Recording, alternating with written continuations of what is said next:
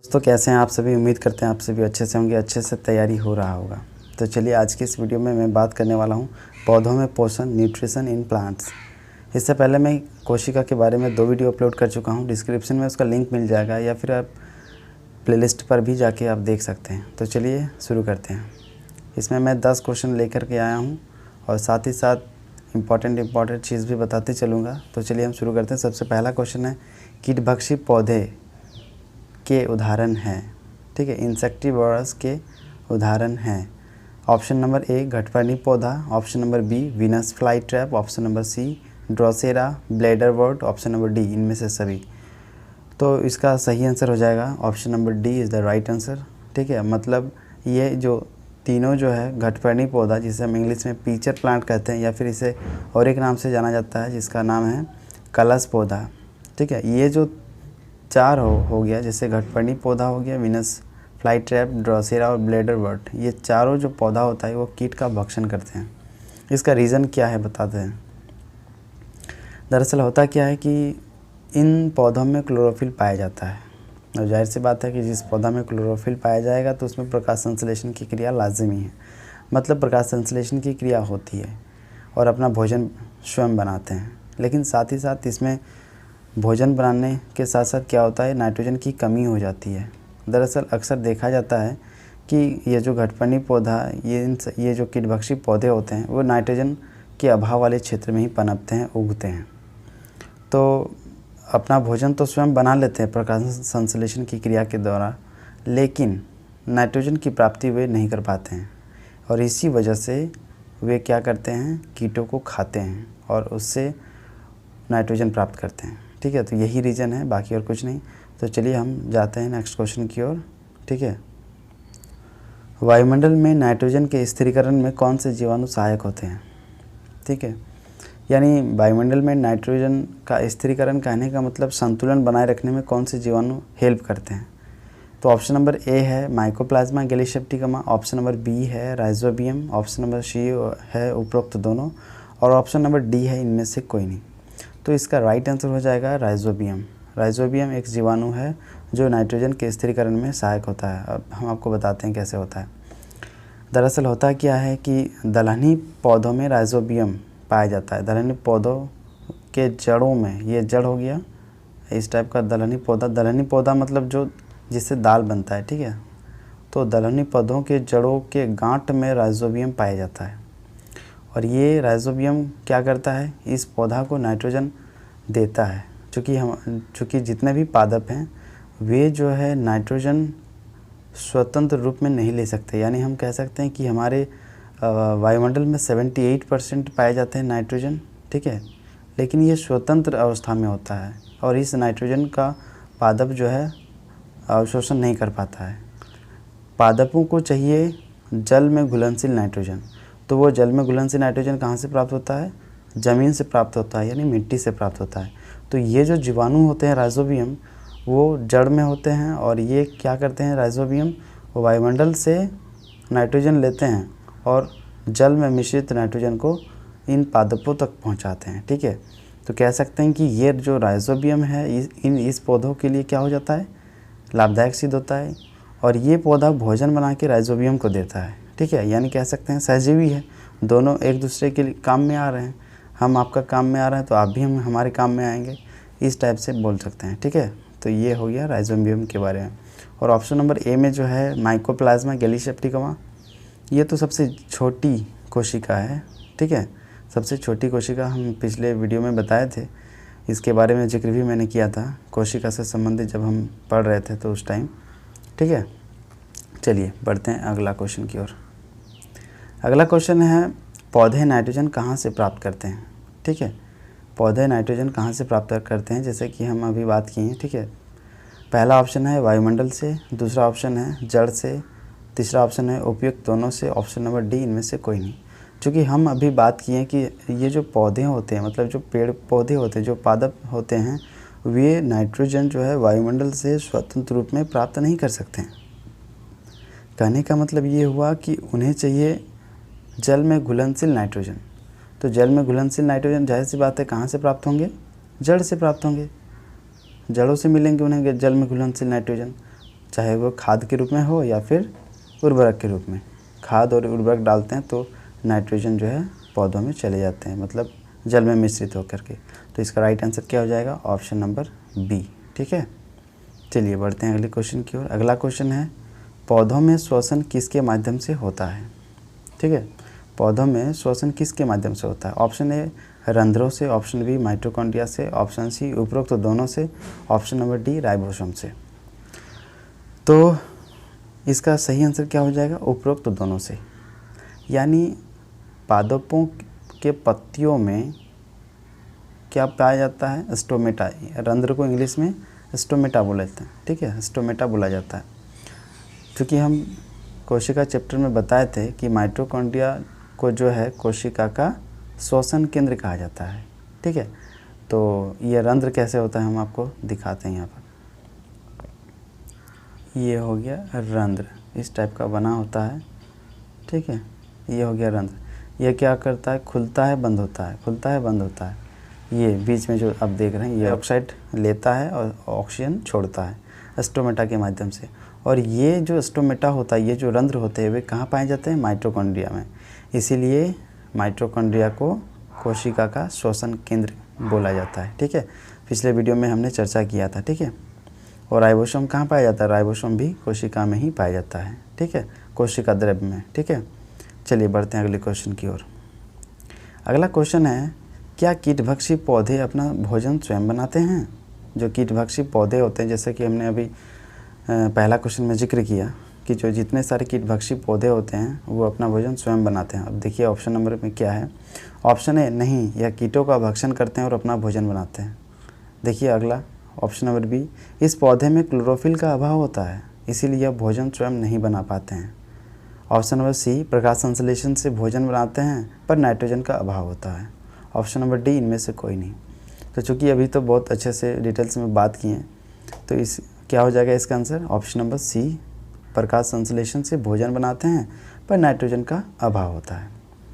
यानी कीटभक्षी जो पौधे होते हैं उनमें क्लोरोफिल पाया जाता है, तभी तो प्रकाश संश्लेषण की क्रिया संपन्न होती है। और प्रकाश संश्लेषण की क्रिया संपन्न तो हो जाती है, लेकिन उनमें क्या हो जाता है? उस पौधे में नाइट्रोजन का अभाव हो जाता है। और इसीलिए नाइट्रोजन की आपूर्ति के लिए क्या करते हैं? कीटों को खाते हैं। ठीक है, पीछे प्लांट का पौधा कैसे होता है दिखा देते हैं आपको। ठीक है, इस टाइप का नली आकार का एगो होता है ऐसे करके। और यहाँ जैसे कीट जो है कीड़ा मकोड़ा क्यों आते हैं पेड़ पौधों में? रस को चूसने के लिए। तो जैसे ही कीड़ा आके यहाँ पर बैठता है और ये अंदर रस को चूसने के लिए जाता है, और ये क्या करता है? ये कीटभक्षी पौधे, पीछे प्लांट का पौधा इस नली आकार को बंद कर देता है और वो कीट जो है अंदर ही मर जाता है। और उससे क्या प्राप्त होता है? उससे नाइट्रोजन प्राप्त होता है। तो इसीलिए पीछे प्लांट को नाइट्रोजन की पूर्ण रूप से आपूर्ति हो जाती है, तो काम हो जाता है, उपजाऊ क्षमता बढ़ जाती है। बस यही रीज़न है। ठीक है, चलिए बढ़ते हैं अगले क्वेश्चन की ओर। अगला क्वेश्चन है, शैवाल भोजन कैसे बनाते हैं? शैवाल जो होते हैं वो भोजन कैसे बनाते हैं? ऑप्शन नंबर ए, प्रकाश संश्लेषण से। ऑप्शन नंबर बी, दूसरे जीव पर निर्भर रहते हैं। ऑप्शन नंबर सी, ये परजीवी होते हैं। और ऑप्शन नंबर डी, इनमें से कोई नहीं। तो इसका राइट आंसर क्या हो जाएगा? ऑप्शन नंबर ए, प्रकाश संश्लेषण। चूँकि शैवाल में भी क्लोरोफिल पाया जाता है, और क्लोरोफिल पाया जाता है यानी कह सकते हैं कि वो जो है सूर्य प्रकाश की उपस्थिति में प्रकाश संश्लेषण की क्रिया संपन्न होती है और वहीं से अपना भोजन वो बना लेता है। ठीक है, तो सवाल बताइए। तो हम सवाल पूछते हैं क्योंकि इससे पिछले वीडियो में बता चुका हूँ कोशिका में कि शैवाल जो होता है वो किस कोशिका का प्रकार है, यूकैरियोटिक या प्रोकैरियोटिक। ये कमेंट्स में आपको लिख के बताना है। ठीक है, चलिए बढ़ते हैं अगले क्वेश्चन की ओर। अगला क्वेश्चन है, पौधे होते हैं, पौधे क्या होते हैं? ऑप्शन नंबर ए, स्वपोषी होते हैं। ऑप्शन नंबर बी, परपोषी होते हैं। ऑप्शन नंबर सी, उपयुक्त दोनों। ऑप्शन नंबर डी, इनमें से कोई नहीं। तो इसका सही आंसर क्या हो जाएगा? सही आंसर हो जाएगा स्वपोषी, क्योंकि पादप जो होते हैं वे अपना भोजन स्वयं बनाते हैं। कैसे बनाते हैं ना? हरे पेड़ पौधे क्या करते हैं? ज़मीन से क्या लेते हैं? जल और खनिज लवण। ठीक है, ज़मीन से क्या लेते हैं? जल और खनिज लवण। और वायुमंडल से CO2 लेते हैं। ठीक है, और दोनों क्रिया कैसे होती है? क्लोरोफिल की उपस्थिति में, सूर्य प्रकाश की उपस्थिति में, दोनों की उपस्थिति में क्या होती है? प्रतिक्रिया होती है। कहाँ? पत्तियों पर। इसलिए पत्तियों को क्या कहा जाता है? फूड फैक्ट्री बोला जाता है। वही उसका रसोई घर है और वहीं पर भोजन बनता है, ठीक है। तब जाके क्या क्या बनता है, ग्लूकोज बनता है यानी कार्बोहाइड्रेट बोल सकते हैं, उसके बाद ऑक्सीजन, उसके बाद जल बनता है। जल भी निकलता है, क्योंकि जल तो जड़ के माध्यम से जा रहा है, लेकिन जो जल खाना बन के बच जाता है वो जल पत्तियों के माध्यम से बाहर निकल भी जाता है। आइए देखिए, CO2 तो वायुमंडल से अवेलेबल हो जाता है, और जल कहाँ से प्राप्त होता है, जड़ से प्राप्त होता है, जल से प्राप्त हो गया, और सूर्य प्रकाश और क्लोरोफिल की उपस्थिति में। अब आप बोलेंगे ये जो क्लोरोफिल है वो कहाँ पाया जाता है। क्लोरोफिल पाया जाता है क्लोरोप्लास्ट में, क्योंकि हम कोशिका चैप्टर में बताए थे कि पादपों में लवक पाया जाता है, और लवकों के कितने प्रकार पाए जाते हैं, 3 प्रकार पाए जाते हैं, जिनमें से एक है हरित लवक। तो हरित लवक में ही क्लोरोफिल पाया जाता है, और उसी क्लोरोफिल की उपस्थिति में, सूर्य प्रकाश की उपस्थिति में प्रतिक्रिया होती है, तब जाके क्या बनता है ग्लूकोज यानी शर्करा या फिर कार्बोहाइड्रेट, ठीक है, प्लस ऑक्सीजन प्लस जल, ठीक है, ये बनता है। और अब आप बोलेंगे कि जड़ से तो वो जल ले रहा है, लेकिन फिर जल फिर कैसे निकल रहा है प्रतिक्रिया में। तो हम आपको बताते हैं कि पत्तियों में भोजन बनता है, जाहिर सी बात है कि पत्तियों में जो भोजन बनता है, अतिरिक्त जल जो है पत्तियों के माध्यम से फिर बाहर भी निकल जाता है। आप प्रैक्टिकल के तौर पर आप अपने घर में प्रैक्टिकल कर सकते हैं। आपके आसपास में जो भी छोटे छोटे पेड़ पौधे होंगे, उनमें क्या कीजिएगा, आप पॉलीथीन, कुछ पत्तियों में पॉलीथीन बांध के रख दीजिएगा, और लगभग 3 से 4 दिन छोड़ दीजिएगा। उस पॉलीथीन में क्या होगा, पानी भर जाएगा। तो इससे पता लगा सकते हैं कि जो अतिरिक्त जल जो है वो पॉलीथीन में आ जाएगा, ठीक है, जो अतिरिक्त जल होगा वो पॉलीथीन में आ जाएगा। तो इससे आप समझ सकते हैं कि नहीं, जल भी बाहर निकलता है, ठीक है। चलिए बढ़ते हैं अगले क्वेश्चन की ओर। अगला क्वेश्चन है, अमरबेल अपना भोजन कैसे बनाता है। अमरबेल आप लोग देखे होंगे, जो अक्सर पेड़ों पर होते हैं और पेड़ से ही अपना वो भोजन प्राप्त करते हैं, ठीक है। तो सबसे पहले ऑप्शन पढ़ लेते हैं, उसके बाद बताते हैं। प्रकाश संश्लेषण से अपना भोजन बनाते हैं, option number A. Option number B, दूसरे पौधों पर निर्भर रहते हैं, ऑप्शन नंबर सी, या विषमपोषी होते हैं, ऑप्शन नंबर डी, बी और सी दोनों। तो इसका राइट आंसर क्या हो जाएगा, डी हो जाएगा, ठीक है। यानी बोल सकते हैं कि दूसरे पौधे पर ये निर्भर होते हैं और ये विषमपोषी कहलाते हैं। जाहिर सी बात है, मतलब ये अपना भोजन स्वयं नहीं बना पाते, ठीक है, क्योंकि इनमें क्लोरोफिल की अनुपस्थिति होती है, क्लोरोफिल नहीं पाया जाता है। तो अमरबेल आप लोग देखे होंगे, देखिए फिगर में दिखा दे रहे हैं कैसे अमरबेल होता है। अमरबेल पेड़ पौधों में पाए जाते हैं और लंबी लंबी, ठीक है, और वो क्या करते हैं, जिस पेड़ पर रहते हैं उसी पेड़ से वो भोजन प्राप्त करते हैं, ठीक है। इसलिए वे क्या कहलाते हैं, विषमपोषी कहलाते हैं। वो भी एक पौधा ही है, अमरबेल जो है एक पौधा ही है, लेकिन वो पौधा क्या है, विषमपोषी है, क्योंकि वो किसी दूसरे पौधे पर निर्भर रहते हैं, ठीक है। चलिए बढ़ते हैं अगले क्वेश्चन की ओर। देखिए अगला क्वेश्चन है कि पौधों में भोजन उत्पादन का कारखाना किसे कहा जाता है। ऑप्शन नंबर ए, पत्तियों को, ऑप्शन नंबर बी, फूलों को, ऑप्शन नंबर सी, तना को, ऑप्शन नंबर डी, जड़ों को। तो इसका सही आंसर क्या हो जाएगा, पत्तियों को, क्योंकि अभी हमने रिएक्शन के माध्यम से जाना कि पत्तियों में जो है, पादपों के पत्तियों में भोजन बनता है।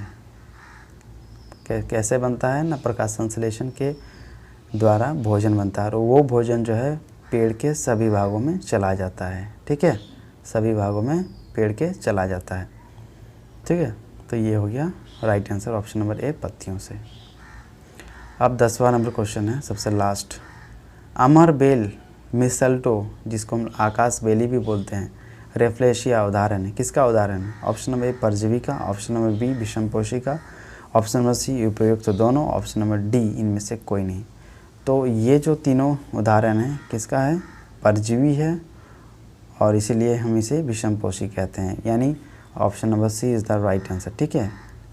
यानी अमरबेल जो है वो दूसरे पौधे पर निर्भर करते हैं और दूसरे पौधे से अपना भोजन ग्रहण करते हैं, और ये जो मिसल्टो है, ठीक है, ये पौधों के तने से अपना भोजन प्राप्त करते हैं, और ये जो रेफ्लेशिया है, ये रेफ्लेशिया कहाँ से भोजन प्राप्त करते हैं, रेफ्लेशिया भोजन प्राप्त करते हैं पौधों के जड़ों से।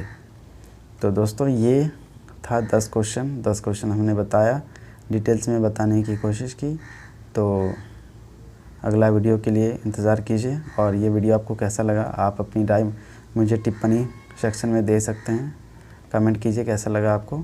मिलते हैं अगली वीडियो में, ठीक है।